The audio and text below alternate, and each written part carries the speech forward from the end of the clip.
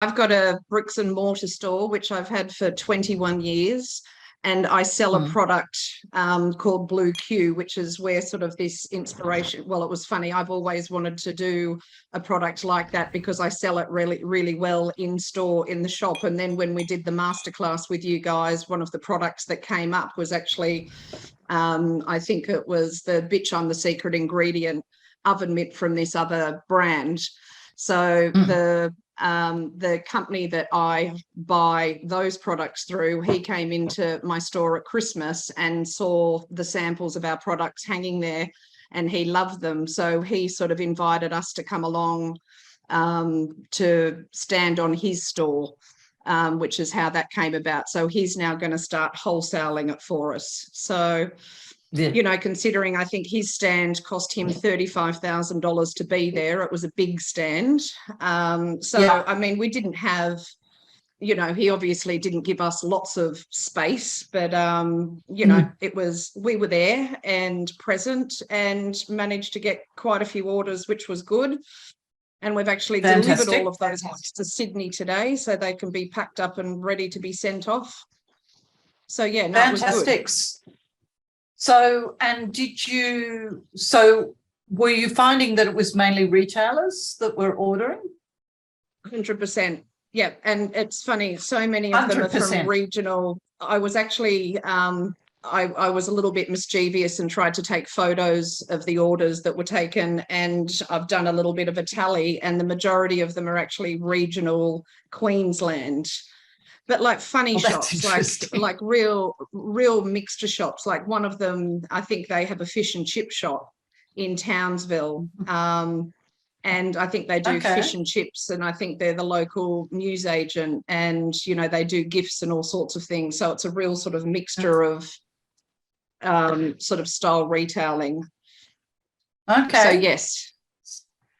So, and in terms of the smaller stores, Ben, you were looking into what the practicalities, like if you went back there and you didn't have this relationship with this distributor, you looked at the logistics of doing this separately, didn't you? I did. And I spoke to, I mean, this trade show was slightly different in the fact that because they were still feeling the ramifications of COVID. So some of the really big retailers didn't go to the trade show for that reason.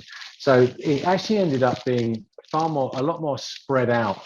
And there weren't as many small stands because all the small stands essentially got upgraded to a slightly bigger stand. So I went and spoke to a variety of people who had a stand that was, some of them have been upgraded. The smallest stand that wasn't actually available at that trade show was $2,500, which is something that it's kind of like, you know, it's like 2 meters wide and probably 1.5 meters deep, and and it's literally just, you know, for one person to stand there, and that was $2,500 for 5 days. As Michelle said, like Barry's was 35,000, and even his got extended, and it should have cost him something closer to 55,000, I think. And I spoke to a guy who was selling sports clothes and memorabilia, and his stand was probably about 6 foot. It was like a cubic 6 foot square stand, and that cost him $8,000. But what his point that he'd made was that lots of people, or not lots of people, but there are a few stands in the trade show that were being paid for via people who had there could have been 3 or 4 different brands that were renting the space together. So, you know, they're all paying between, you know, $2,000 to $2,500 each in order to get the same stand and then man it together. It's actually not, it's the trade shows try and stop people doing it.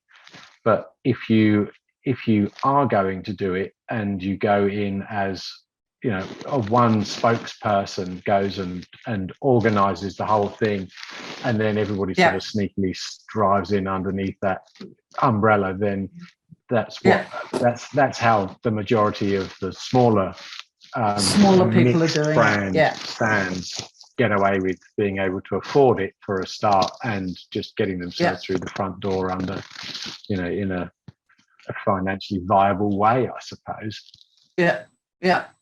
Okay, interesting. And I know Pippa used to do that she got together with she was one of the coaches. She got together with a range of, she was in the baby niche, and she got together with complementary businesses that were in that niche.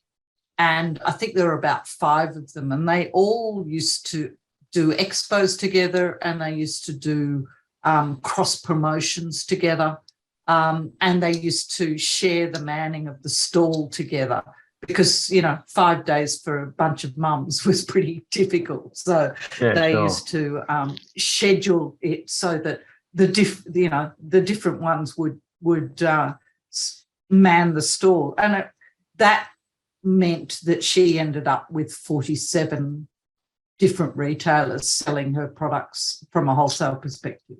That's how she achieved it. Yeah. And she found that to be a really successful strategy. And on their websites, they were all cross-promoting each other, because hers was a food-related product, and the bowl people, and then there's the blanket people, and, you know, they all would cross-promote one another, and that's a very effective way to go. It is something that, you know, possibly within the AOE community, people could consider. There were 4 trade shows on that weekend too. So there were so many people around, because there was Life in Style, there was Reed, there was quite a few. So it was, you know, there were and it's the first time that the trade shows have been on in like 3 years. So, you know, there were lots of people around.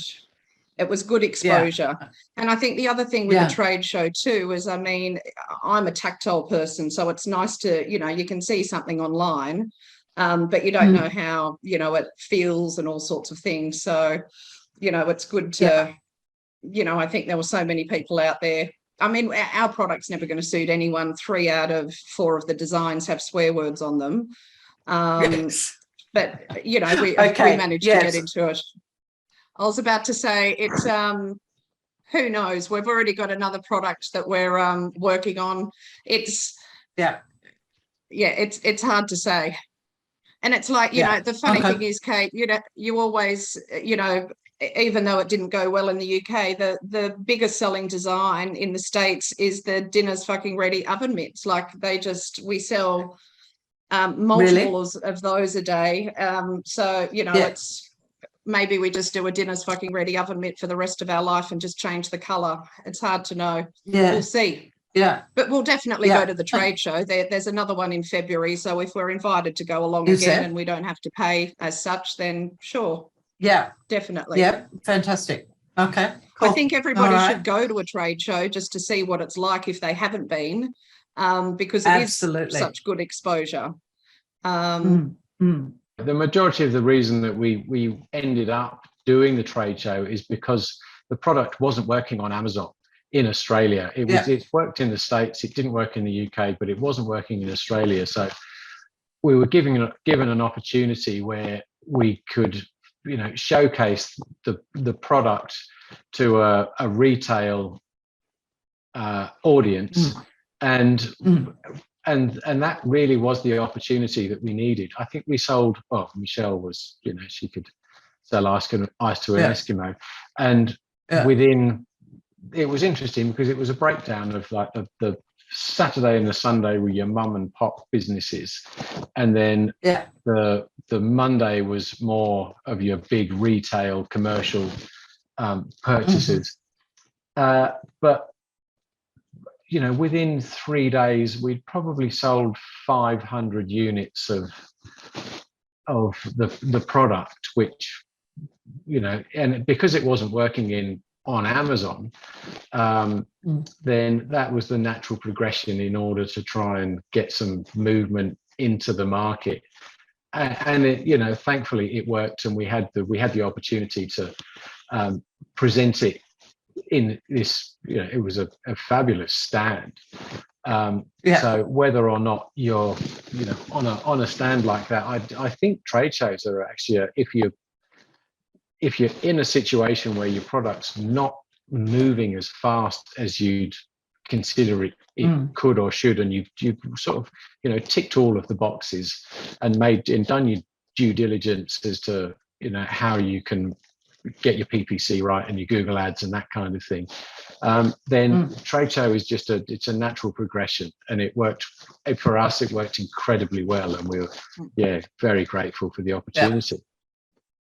Because I've got the product in my own store, it's one of those products that people walk in and think's hilarious and they buy. So it's not a product that they necessarily know they're looking for, but as soon as they see it, they sort of love it and buy it. So I was always confident with it. It was just on Amazon, what are people searching for?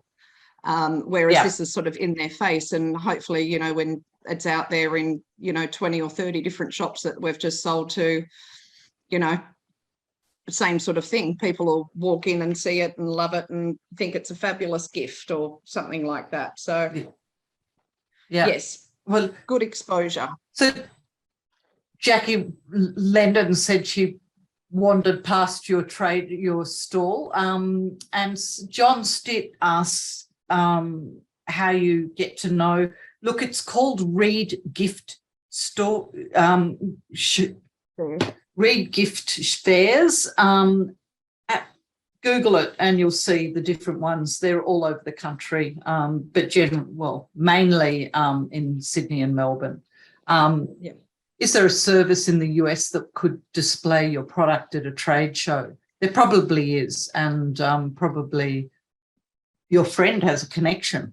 So that is something that is possibly worth, but it becomes the question of margins, doesn't it?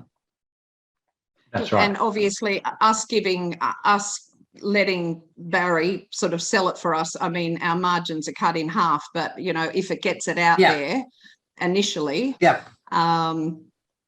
I guess it's a good way to once again get the exposure, and maybe it's one a great day first start. Yeah, absolutely. And lots of people took business cards, and if they actually went onto our online, a lot of people said, do we buy through Optico or do we buy through you? So, we've now on our website got a link to Trade Square. So there's a wholesale link on there now too. So hopefully that will, start up a whole nother process of people sort of buying it that way. Fantastic. And there's the business, doubletroubleinc.com. Hey, this is Neil-Asher from the Aussie Online Entrepreneurs. We help people just like you start your own successful business, selling things online, whether that's through Amazon, Shopify, eBay, whatever it may be. We've got the tools that you need to help you succeed online. Whether you're a complete beginner or indeed a professional making millions of dollars, we can certainly help you. By the way, we've helped over 2,500 people right now here in Australia, as well as right around the world. We've got sales in our members community of over $50 million. If you'd like to find out how we did that and come and join us, get yourself off to www.aussieonlineentrepreneurs.com.au. The link is in the description. That's aussieonlineentrepreneurs.com.au, and I will see you on the inside.